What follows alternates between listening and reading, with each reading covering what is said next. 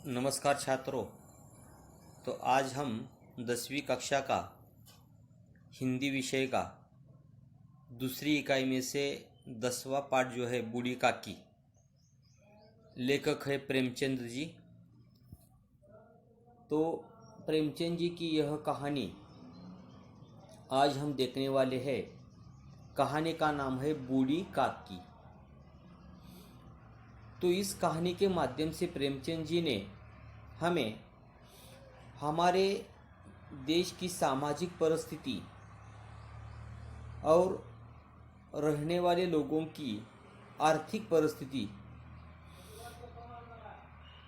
वयोवृद्ध आदमियों के रहने की व्यवस्था, उनका बूढ़ापन का पूरी जानकारी इस कहानी में हमें प्रेमचंद जी ने दी है।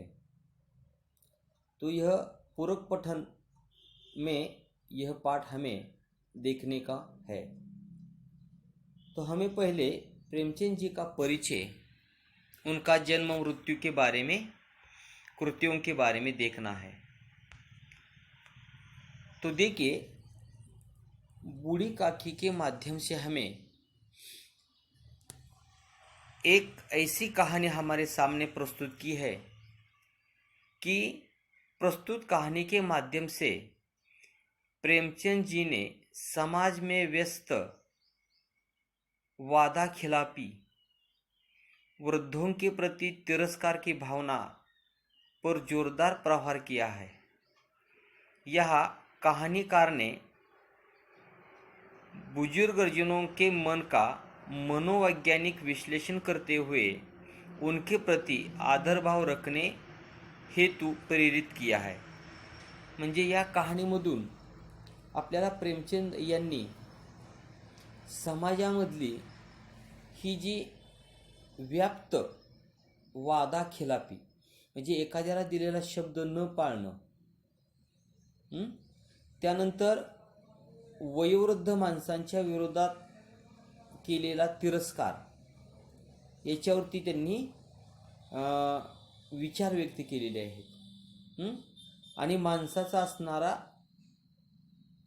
मनोबल, याच्यावरती त्यांनी विश्लेषण केलेलं आहे। तर प्रथमतः आपण काय करूया, प्रेमचंद यांचा जो परिचय आहे तो पाहूया। उनका जन्म हुआ है 1880 लमही उत्तर प्रदेश में।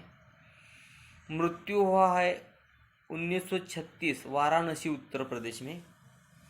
परिचय देखिए, अप्रतिम कहानीकार एवं उपन्यासकार प्रेमचंद का मूल नाम धनपत राय था। तो हमें यह जानकारी मिलती है कि प्रेमचंद जी का मूल नाम क्या था, धनपत राय। बाल्यकाल से ही अपने लेखन कार्य प्रारंभ कर दिया था। आधुनिक हिंदी गद्य साहित्य में आप कहानी के पितामह कहे जाते हैं। आपकी कहानियाँ उपन्यासों में शोषित किसान, मजदूर स्त्रियों आदि की समस्या का विस्तृत चित्रण मिलता है। प्रमुख कृतियाँ कौन कौन सी है? मानव सरोवर भाग 1 से 8, जंगल की कहानियाँ, कहानी संग्रह, गोदान, गबन, सेवा सदन, कर्मभूमि, कायाकल्प, प्रेम की वेदी, करबला, संग्राम, टॉल्स्टॉय की कहानियाँ, आज़ाद कथा, गाल्सवर्दी के 3 नाटक, हड़ताल, न्याय, चांदी की डिबिया इत्यादि उनके साहित्य हमको देखने को मिलती है।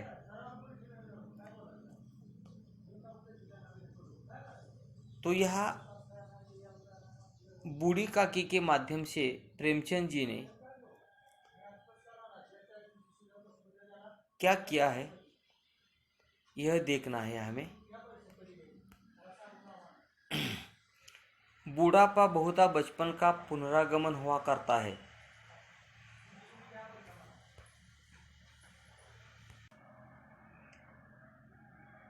बूढ़ापा बहुधा बचपन का पुनरागमन हुआ करता है। बूढ़ी काकी में जिह्वा स्वाद के सिवा और कोई चेष्टा शेष न थी और न अपने कष्टों की ओर आकर्षित करने के लिए रोने के अतिरिक्त कोई दूसरा सहारा ही। समस्त इंद्रियां, नेत्र, हाथ और पैर जवाब दे चुके थे। पृथ्वी पर ही पड़ी रहती और घर वालों कोई बात उनकी इच्छा के प्रतिकूल करते। भोजन का समय टल जाता या उसका परिणाम पूर्ण न होता अथवा बाजार से कोई वस्तु आती और न मिलती तो ये रोने लगती थी। उनका रोना सिसकना साधारण रोना न था, वे गला फाड़ फाड़ कर रोती थी। तो यहाँ हमें बूढ़ी काकी का परिचय दिया है। बूढ़ी काकी को क्या कहा है कि बूढ़ी काकी का बुढ़ापा बचपन का पुनरागमन हुआ करता है। म्हणजे म्हातारपण हे बालपणाचीच एक पुनरावृत्ती असते असं सांगितलेलं आहे बाबा. म्हातारपण आणि बालपण हे सेम असतं असं सांगितलेलं आहे. आणि ह्या म्हातारी जी काकी आहे हिच्या बाबतीत असं घडलेलं आहे की तिला कुणीही नव्हतं आणि तिचं खाणं पिणं, तिचं राहणं, तिच्याकडे लक्ष देणं या कोणत्याही गोष्टी तिच्याकडे आपल्याला पाहायला मिळत नाही. काय झालं होतं, उनके पतिदेव को स्वर्ग सिधारे कालांतर हो चुका था. बेटे तरुण हो कर चल बसे थे. अब एक भतीजे के सिवाय और कोई न था. उसी भतीजे के नाम उन्होंने अपनी सारी संपत्ति लिख दी. लिखते समय भतीजे ने खूब लंबे चौड़े वादे किए, किंतु वे सब वादे केवल कुली डेपो के दलालों के दिखाए हुए सब्ज बाग थी.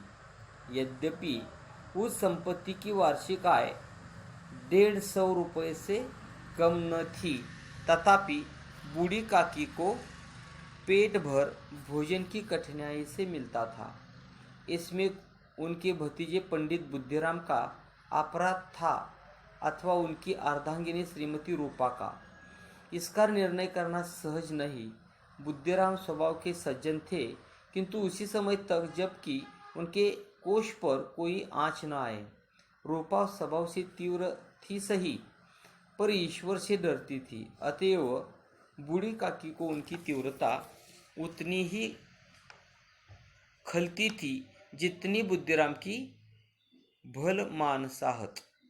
म्हणजे या ठिकाणी आपल्याला ही जी वयोवृद्ध म्हातारी आहे बूढ़ी काकी, हिला कोणच नव्हतं. तिचा नवरा वारलेला होता, तिची तरुण मुलं तिच्यापासून लांब लांब गेली होती. आता तिला फक्त एक तिचा सहारा होता, आधार होता, तो म्हणजे तिचा भतीजा. हे थोडक्यात त्याला आपण भतीजा म्हणजे आपला थोडक्यात भाचा, तोच होता तिचा सहारा. परंतु तो भाचा सुद्धा काय करत होता, त्यानं फक्त या म्हातारीची संपत्ती सगळी आपल्या नावावर करून घेतली होती. सुरुवातीला चांगलं बोलला होता, त्यानं काय वादे केले होते, मी असं करेल तसं सांभाळेल. परंतु एकदा संपत्ती त्याच्या नावावर झाली का त्यानं परत म्हातारीला सांभाळायचं सोडून दिलेलं आहे. त्याचं नाव आहे बुद्धिराम. भाच्याचं नाव काय आहे? बुद्धिराम. आणि त्याच्या बायकोचं नाव आहे, भाच्याच्या बायकोचं रूपा. म्हणजे रूपा आणि बुद्धिराम यांनी ह्या म्हाताऱ्या काकीला सांभाळायचा फक्त म्हटले नावावरती संपत्ती होईपर्यंत, आणि नंतर या म्हाताऱ्याला सांभाळायचं तिनं सोडून दिलेलं आहे. आणि आता ह्या म्हातारीचं खाणं पिणं हे सगळं अवघड झालेलं आहे. तिचे हातपाय थकलेले होते, वयोवृद्ध झाली होती ती, आणि त्यामुळं तिला कुणाचाही सहारा नव्हता. आता काय होते पुढे आता. बुद्धिराम को कभी कभी अपने अत्याचार का खेद होता था. विचारते कि इसी संपत्ति के कारण मैं इस कारण भला मनुष्य बना बैठा हूँ. लड़कों के बुढ़े से स्वाभाविक विद्वेष होता ही है, और फिर जब माता पिता का यह रंग देखते तो वे बूढ़ी काकी की ओर सताया करते. कोई चुटके मारकर भागता, कोई इन पर पानी की कुल्ली कर देता, काकी चीख मारकर रोती, हाँ काकी क्रोधातुर होकर बच्चों को गालियां देने लगती, तो रूपा घटनास्थल पर आ पहुंचती। इस भय से काकी अपनी जिह्वा कृपान का कदाचित ही प्रयोग करते थी। म्हणजे थोडक्यात या ठिकाणी भाच्याची जी मुलं आहेत, ही मुलं पण काय करायची, तर ह्या म्हातारे काकेचा द्वेष करायची. बुद्धिराम पण सांभाळत नव्हता, त्याची बायको रूपा पण सांभाळत नव्हती. आणि मग काय करायची ही म्हातारी, ह्या मुलांनी चेष्टा केल्यानंतर कोण पाणी अंगावर टाकायचं, कोण समोर चुटकी वाजून पळून जायचं, कोण ओरडून पळून जायचं. आणि मग ही म्हातारी काय करायची, त्यांना गालिया द्यायची, म्हणजे शिव्या द्यायची. आणि त्यामुळे त्या म्हातारीचा राग अनावर व्हायचा. म्हणजे अशा पद्धतीनं आपल्याला वयोवृद्ध माणसांच्या बाबतीत काय काय बाबतीत कसं घडतं हे प्रेमचंदजींनी या कहाणीमधून सांगितलेलं आहे. म्हणजे आपल्या समाजामध्ये अशी कितीतरी वयोवृद्ध माणसं आहेत की त्या वयोवृद्ध माणसांची अवस्था ह्या बुढी काकीसारखी असते आणि तिचं शेवटसुद्धा फार कठीण प्रसंगामधून जात असतो. आणि त्यामुळं वयोवृद्ध माणसांच्या बाबतीत जीवन कसं राहायला पाहिजे, त्यांचा सांभाळ कसा केला पाहिजे, त्यांची देखभाल कशी केली पाहिजे, याबद्दल आपल्याला या पाठामधून प्रेमचंद यांनी एक आपल्यासमोर कहाणी प्रस्तुत करून समाजामध्ये असणारी जी विषमता आहे किंवा माणसांचे स्वभाव जे आहे त्या स्वभावाबद्दल बरीचशा पाठामध्ये आपल्याला त्यांनी माहिती दिलेली आहे. राहिलेला पाठ आपण नंतरच्या तासाला पाहूया दुसऱ्या भागामध्ये. तोपर्यंत आपण याच ठिकाणी थांबूया. धन्यवाद.